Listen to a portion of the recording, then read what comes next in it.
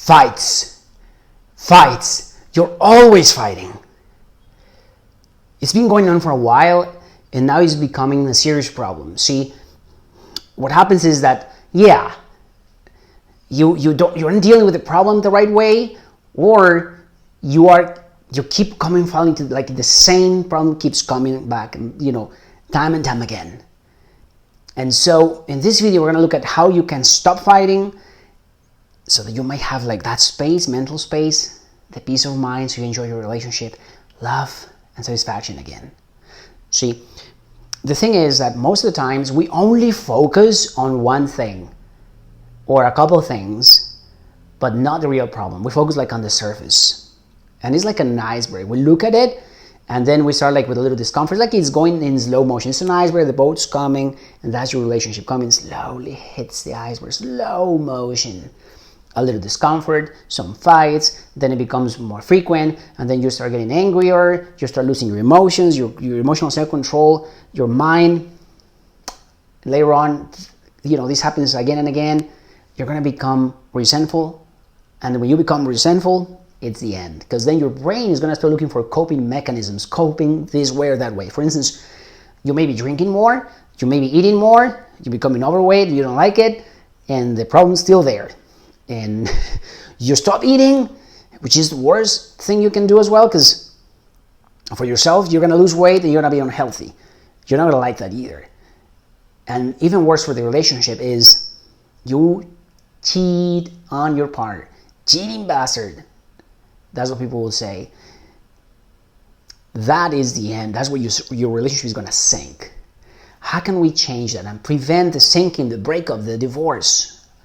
Well, the first thing we got to do is develop our ability to solve problems. We have to develop that like this. Look, when we're at work, in the corporate world, for instance, in my case, it was so easy to deal with problems and solve them like boom, on the spot, and whenever they came up, already had like preventive measures in place so that we wouldn't have to deal with it.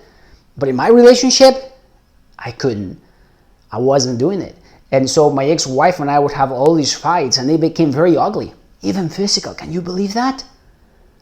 Because we were just so we didn't have the skills, I guess, or the ability to deal and solve problems in a peaceful manner. I had to develop that and I say had to develop because I already knew how, but my emotions got in the way. They crowded my vision. I couldn't really see the real problem sometimes because my emotion got in the way. And that's what I'm talking about. You gotta be able to solve problems, develop that skill in spite of the mental state you're in. See, my partner and I, or in that case, my ex-wife and I, we had all those situations, ugly fights, until because I was avoiding the confrontation. I didn't want to feel the pain. I didn't want her to feel upset and angry or lose confidence. And you know what happened?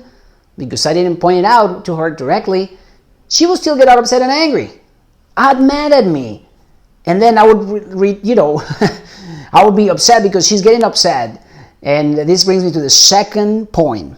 The second point is you are ignoring the real reason you're fighting. That's the truth. Because you're focusing on the tip of the iceberg alone.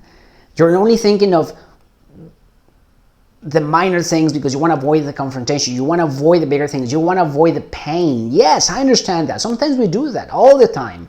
Many times we don't want to feel the pain, and that's why we don't want to bring it up. But you know what? The pain's still there. And the problem is going to be there, and it's going to grow bigger and bigger. So the longer you ignore it, the bigger it gets, and the more the pain you're going to experience, even if you think you're avoiding it. Like my ex-wife, she would stay in bed until late in the afternoon, do nothing. I was out making money. When I come home in the evening, she'd be upset if I didn't come home right away. And then we had this argument because I was coming home late. And you see, the real reason we were fighting wasn't because I was coming home late or because she was in bed all day. It was because we were not making progress. That was the problem. And I didn't want to face it. I didn't want to say it. I didn't want to bring it up. I was ignoring the reason. I knew it. Deep down, I knew. Like you already, deep down, you know.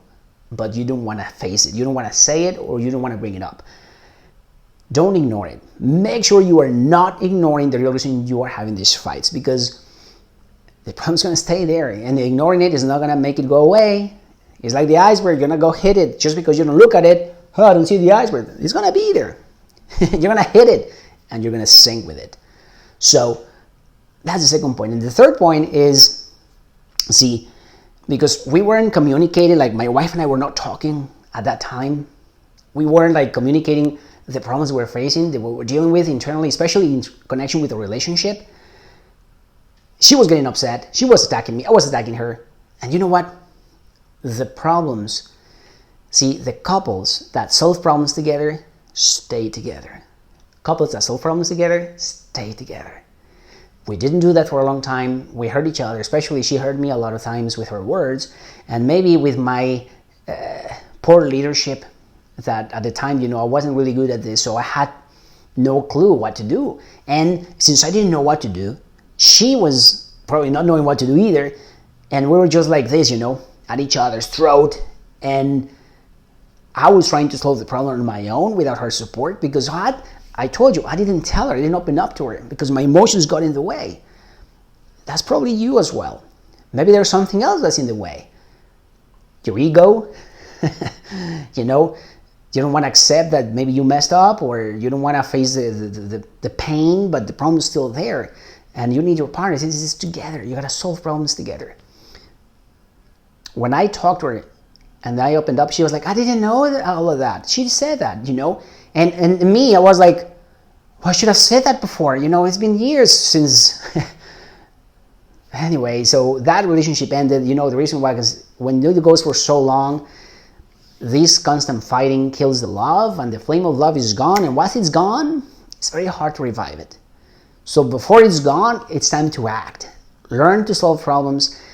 Develop that skill. Secondly, don't ignore the real problem. Don't ignore it. You have to be aware of what the problem is.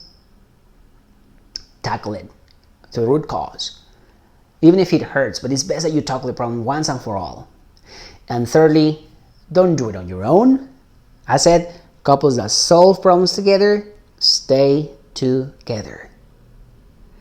If you found this video of value, I'll invite you to just like it, subscribe, share with your friends and family, anyone who needs this.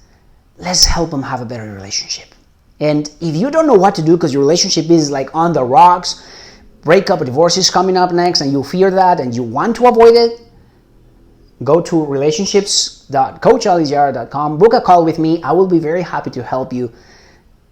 That's a paid program, but the first call is going to be all on my own. I just want to see if there is a good match between you and I. I'm going to be able to help you only if you take action. See, everything we discussed in this video is about taking action. So make sure you do that, and you can have, love, romance, and satisfaction again.